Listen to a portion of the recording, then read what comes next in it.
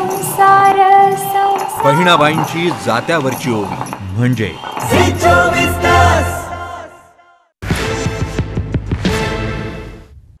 नमस्कार, मी Reshma Salunkhe. Inside story या बातमीपत्रात आपल्या सगळ्यांचं स्वागत. गल्लीपासून दिल्लीपर्यंत दिवसभरात अनेक घडामोडी घडलेल्या आहेत. सगळ्या सविस्तर आपल्याला बघायच्या आहेत. बुलेटिनच्या सुरुवातीला बातमी आहे राज ठाकरे यांच्या सभेची आणि त्या अनुषंगाने घडत असलेल्या घडामोडींची.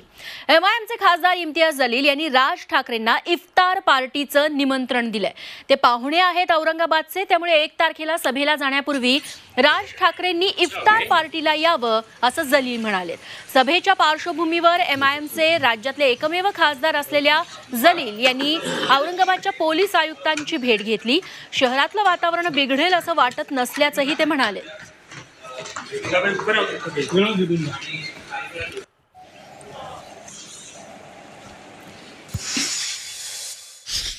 मैं उनको इतना ही कहना चाहूँगा कि आप 1 तारीख के दिन आपकी सभा है आज मराठवाड़ा सांस्कृतिक मंडल के मैदान के ऊपर करीब 7:30-8 बजे आपकी ये सभा शुरू होंगी. उससे पहले अगर आप हमारे साथ अगर इफ्तार करने के लिए आए और सभी हिंदू मुस्लिम साथ में बैठकर अगर हम कहीं पर बैठ के अगर हम इफ्तार करें तो मेरे हिसाब से एक बहुत अच्छा संदेश जाएगा.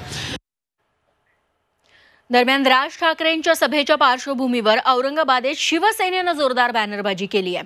हिंदू हृदय सम्राट बाळासाहेब ठाकरे यासमोर दुसरे होणे नाही असं लिहून शिवसेनेनं आज राज ठाकरेंना डिवचलंय.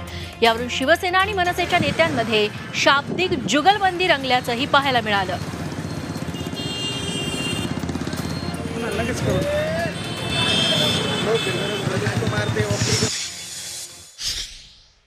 शिवसेना प्रमुखांची कोणी नक्कल करू नये, म्हणजे ते नक्कल केल्यानंतर शिवसेना प्रमुख सारखं होतं असं नाही आहे. पण शिवसेना प्रमुख हे हिंदू हृदय सम्राट आहेत आणि कोणी हिंदू हृदय सम्राटसुद्धा होऊ शकत नाही. हे सर्व हिंदू संप्रदायांनी त्यांना ती पदवी दिलेली आहे शिवसेना प्रमुखांना. शिवसेनेचं हिंदुत्व हे कधीच सुटणार नाही. हिंदुत्व हे आमचा श्वास आहे. आणि मी या ठिकाणी सांगतो की आता आम्ही सुरुवातीपासून पहिल्या दिवशीपासून हिंदुत्ववादी आहे, आत्ता बदललो नाही. की अशा पद्धतीचे टीका आणि हे आम्हाला काही नवीन नाही आहे. आम्ही आमचं काम करत असतो आणि या सगळ्या गोष्टींना उत्तर हे उद्याची सभा आणि राजसाहेबांचं भाषण आणि त्या सभेला होणारी रेकॉर्ड ब्रेक गर्दी यातून त्यांना आपोआप उत्तर मिळेल. या सगळ्यांना राजसाहेबांची सभा इथं होणार हे कळल्यापासून त्यांच्या पायाखालची वाळू सरकलेली आहे. राज ठाकरे यांच्या औरंगाबाद सभेवरती बंदी घालण्याची मागणी करणारी याचिका हायकोर्टाच्या औरंगाबाद खंडपीठानं फेटाळली आहे. योग्य ठिकाणी दाद मागा असं खडसावत याचिकाकर्त्यांना कोर्टानं थेट 1 लाखांचा दंड ठोठावलाय. रिपब्लिकन युवा मोर्चाचे जिल्हाध्यक्ष जयकिशन कांबळे यांनी ही याचिका केली होती. परवानगी दिली तरी सभा लाईव्ह दाखवू नये अशी मागणीही याचिकेत करण्यात आली होती.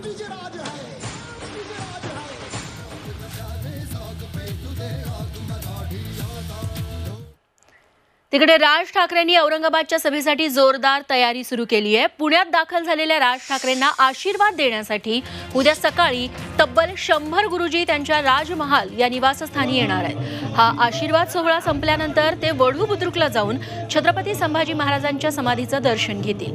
तिथूनच ते पुढे औरंगाबादला मार्गस्थ होणार आहेत. पुण्यातल्या मनसे कार्यकर्त्यांनी या सर्व कार्यक्रमाची आणि औरंगाबादपर्यंत प्रवासाची तयारी पूर्ण केली आहे. उद्या सकाळी साधारण 7:30 ते 8च्या दरम्यान साहेब या इथून संभाजीनगरकडे जाण्यासाठी प्रस्थान करतील. त्याच वेळेला या ठिकाणी एक छोटासा धार्मिक कार्यक्रम होणार आहे. ज्या धार्मिक कार्यक्रमामध्ये 100 ते 150 गुरुजी येऊन साहेबांना शुभ आशीर्वाद देणार आहे. तो सगळा ताफा जो आहे तो वढूला संभाजी महाराजांच्या समाधीस्थळाच्या इकडे जाईल. तिकडे साहेब समाधीस्थळाला अभिवादन करतील.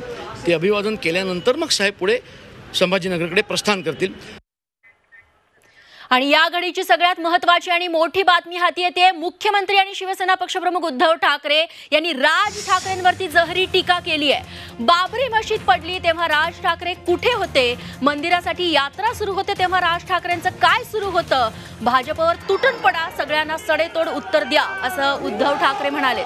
आणि याबद्दलच बोलण्यासाठी मनसेचे प्रवक्ते संदीप देशपांडे आता आपल्यासोबत आहेत. देशपांडेजी, उद्धव ठाकरेंनी थेट सवाल केलाय, बाबरी मशीद पाडली तेव्हा राज ठाकरे कुठे होते? काय म्हणाल आपण? कुठे होते म्हणजे मला काय प्रश्नच नाही कळला त्यांचा. आणि 1992 साली राजसाहेब कुठे होते मला तर वाटतं उद्धव साहेबच सांगू शकतील.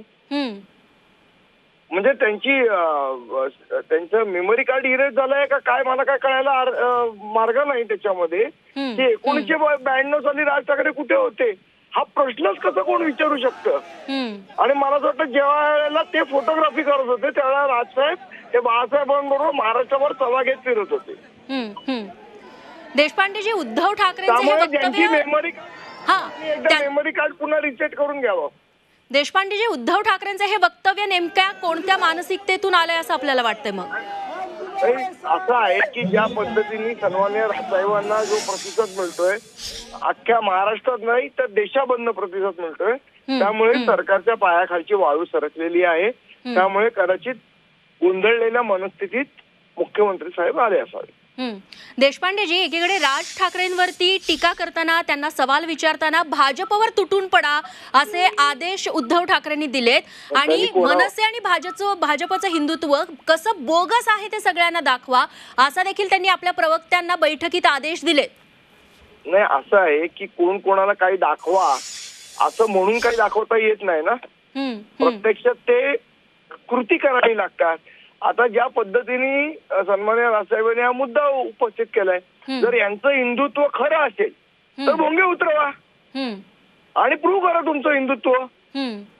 पण ते करायचं नाही, लांगुलचालन करत राहायचं. जो सन्माननीय बाळासाहेबांचा मुद्दा होता त्याच्यावरचा फारकत घेतलेली आहे या लोकांनी.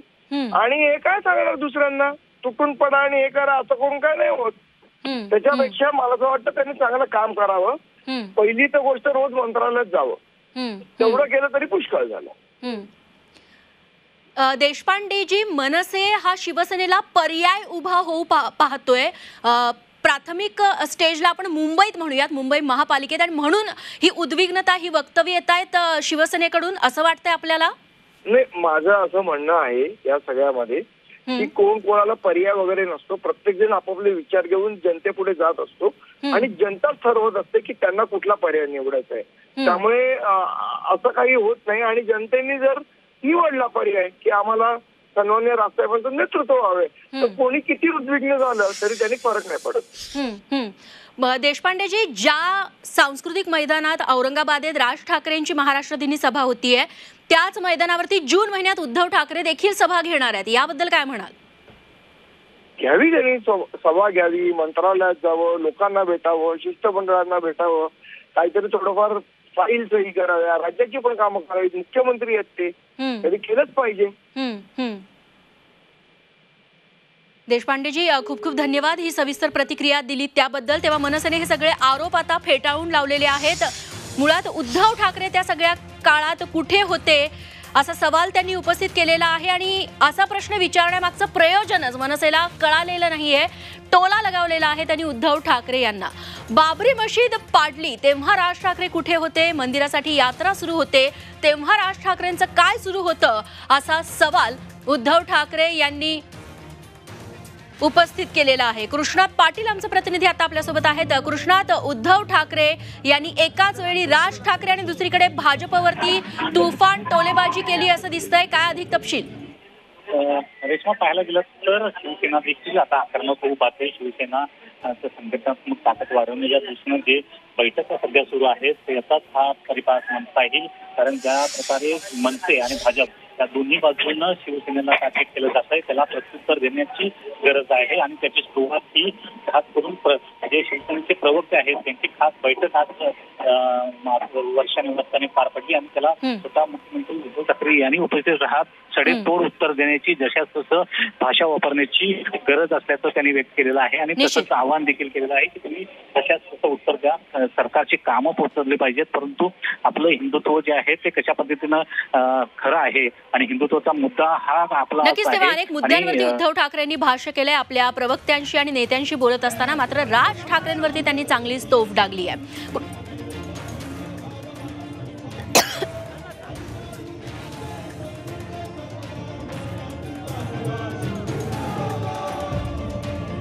कृष्णा, धन्यवाद तुम्ही दिलेल्या सगळ्या सविस्तर माहितीबद्दल. दरम्यान औरंगाबादच्या सभेसाठी राज ठाकरे दुपारच्या सुमारास पुण्यात दाखल झाले.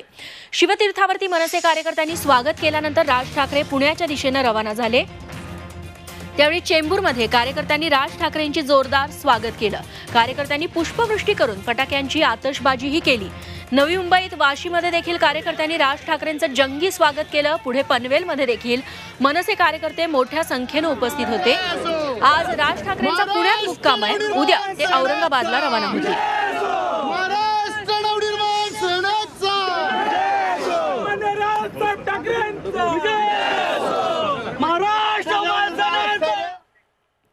मनसे अध्यक्ष राज ठाकरेंच्या औरंगाबाद येथील सभेला करारा जवाब देण्याची तयारी दुसरीकडे शिवसेनेने केली आहे.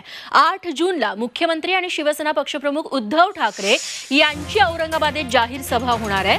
विशेष म्हणजे राज ठाकरेंची जिथं सभा होणार आहे तिथंच म्हणजे सांस्कृतिक मैदानातच उद्धव ठाकरेंची ही सभा होणार आहे. शिवसेना शाखेच्या वर्धापन दिनानिमित्त होणाऱ्या या सभेत युवासेना प्रमुख आदित्य ठाकरे यांच्यासह शिवसेनेचे तमाम बडे नेते उपस्थित असतील.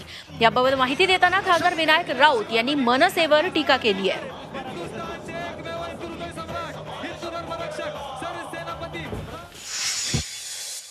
मनसे म्हणजे सध्या त्यांनी आपला पक्ष भाड्यावर ठेवलेला एक पक्ष आहे. कॉन्ट्रॅक्टर जसं म्हणजे हे डेकोरेशनचं कॉन्ट्रॅक्टर जसं आपलं भाडं सामान भाड्यावर देतात तसं मनसेच्या प्रमुखांनी सुद्धा आपला पक्ष भाड्यावर द्यायला सुरुवात केलेली आहे मागच्या काही वर्षापासून. ह्या वर्षीचं त्यांचं भाडं खूप मोठं आहे आणि म्हणून भाडोत्रीपणाने शिवसेनेवर टीका करणाऱ्यांना आम्ही किंमत देत नाहीत. राज्यात भाजप मनसेची युती होणार अशी महत्वाची माहिती सूत्रांनी दिली आहे. तसं झाल्यास शिवसेनेला फटका बसणार का? कोणत्या महापालिकेत काय फरक पडेल पाहूया झी24 तासात त्याबद्दलचा स्पेशल रिपोर्ट.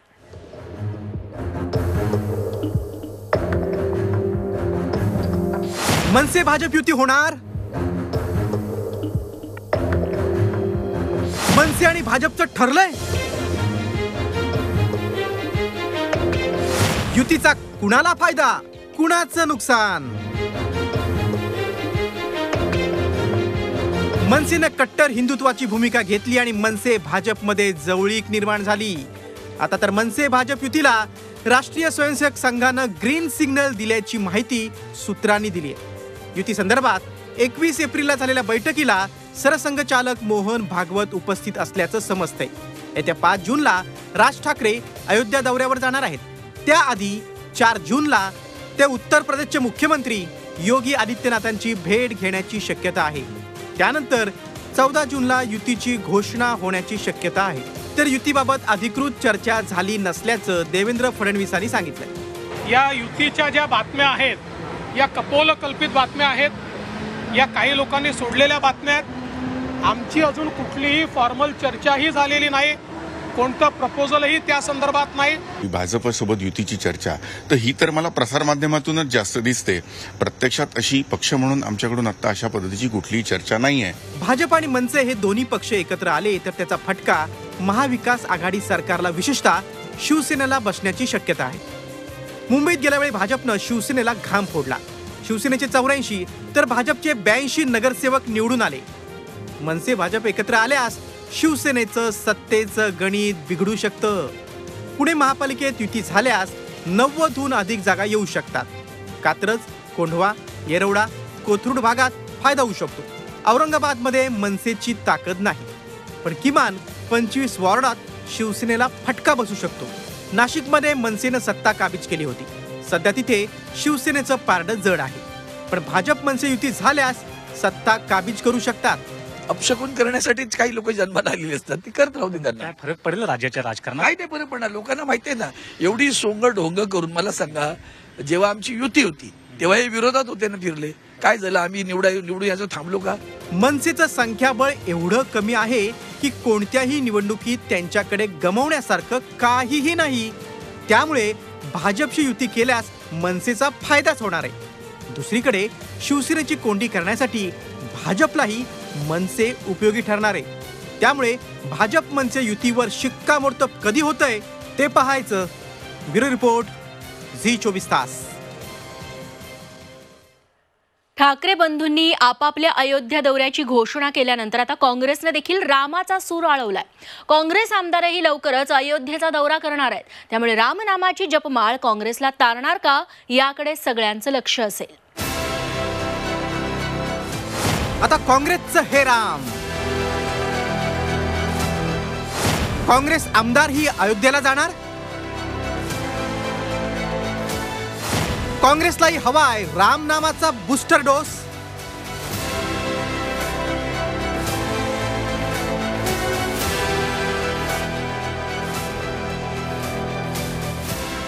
राज्यात सध्या हनुमान चालिसाचा वाद चांगलाच पेटलाय. अशातच राज ठाकरेंनी अयोध्येला जाण्याची घोषणा केल्यानं राजकारण पुरतं ढळून निघालंय. हे कमी होतं म्हणून की काय, आता काँग्रेसनंही रामाचा सूर अळवलाय. काँग्रेस नेतेही अयोध्येची वारी करणार आहेत. तसे स्पष्ट संकेत काँग्रेसचे ज्येष्ठ नेते आणि महसूल मंत्री बाळासाहेब थोरात यांनी दिलेत. महात्मा गांधी सुद्धा शेवटी शेवटच्या श्वास घेताना हे राम म्हटले होते, हे विसरून चालणार नाही. म्हणजे अयोध्या काय आम्हाला हे आहे वेगळी आहे असं मानण्याचं बिलकुल कारण नाही. वर्ज असण्याचं काही कारण नाही ना. आमची काँग्रेस जन जाऊ शकतं, फक्त आमची कामाची पद्धतीचा भाग आहे की आम्ही दुसऱ्यांचा द्वेष करीत नाही. थोरात म्हणतात त्याप्रमाणे प्रभू रामचंद्र काँग्रेसच्या अंतःकरणात असतीलही, पण मग इतक्या वर्षात काँग्रेस आमदारांना अयोध्येला का जावंसं वाटलं नाही, हा देखील एक सवाल आहे. मात्र यावरून विरोधकांनी काँग्रेसची खिल्ली उडवली. हा जो तुमचा प्रवास आहे ना, खरंच तुम्हाला बदलायचा असेल तर आता तुमचा अध्यक्ष बदलायची वेळ आलेली आहे. एकदा अध्यक्ष बदलून बघा, सगळं झालंय बदलून. आता बघा अध्यक्ष बदलून तरी यश मिळतंय का? देशात एकेकाळी नंबर 1चा पक्ष असलेली काँग्रेस अस्तित्वासाठी झगडताना दिसते. अंतर्गत बंडाळ्या आणि जनतेचा गमावलेला विश्वास यामुळे काँग्रेस समोर आव्हानांचा डोंगर उभा आहे. अयोध्येच्या मुद्द्यावरून काँग्रेसनं कायमच भाजपवर टीकास्त्र सोडलंय. मात्र आता मुख्य प्रवाहात कमबॅक करायचा असेल तर रामाशिवाय पर्याय नाही, असंच चित्र सध्या काँग्रेसमध्येही दिसतंय. त्यामुळेच कदाचित हा अयोध्या वारीचा खटाटोप असावा, अशी चर्चा राजकीय वर्तुळात रंगली आहे. ब्युरो रिपोर्ट, झी24 तास. यानंतर राजकीय वर्तुळातून अजून एक महत्त्वाची घडामोड समोर येते. गृहमंत्री दिलीप वळसे पाटील हे नितीन गडकरींच्या भेटीला गेलेत अशी माहिती मिळते आणि उपमुख्यमंत्री अजित पवार देखील गडकरींच्या भेटीला गेल्याचं कळतंय. नागपुरात या तीनही नेत्यांची भेट झाली आहे. नेमक्या कोणत्या मुद्द्यांवरती या तीनही नेत्यांमध्ये चर्चा झाली आहे याचे तपशील काही वेळात आपल्या हातात येतील. मात्र राष्ट्रवादी काँग्रेसचे 2 बडे नेते, 2 मंत्री, केंद्रीय मंत्री नितीन गडकरी यांच्या भेटीला गेलेले आहेत, जे भाजपचे आहेत. त्यामुळे नेमकी खलबत काय सुरू आहे नागपुरात, की ही कोणत्या इतर कारणांसाठी भेट आहे, याचा खुलासा देखील पुढच्या काही वेळात होईल. मात्र या घडीची सगळ्यात मोठी बातमी ही की नागपुरात सध्या भाजप नेते केंद्रीय मंत्री नितीन गडकरी, उपमुख्यमंत्री अजित पवार आणि गृहमंत्री दिलीप वळसे पाटील यांची भेट झाली आहे आणि तीनही नेत्यांमध्ये सध्या चर्चा सुरू आहे.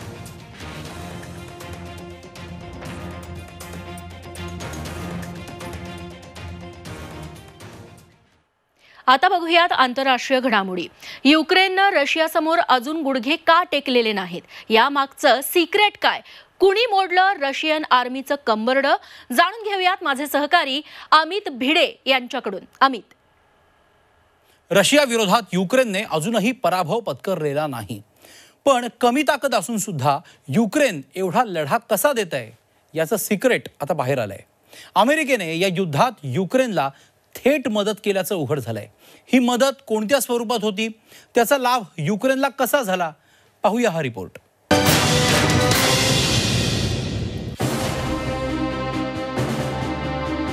युक्रेनचं दीर्घकाळ लढण्याचं रहस्य काय, कोण आहेत रशियन जनरल सेकर्दनकार, पुतीनच्या 8 जनरल्सची कशी केली शिकार.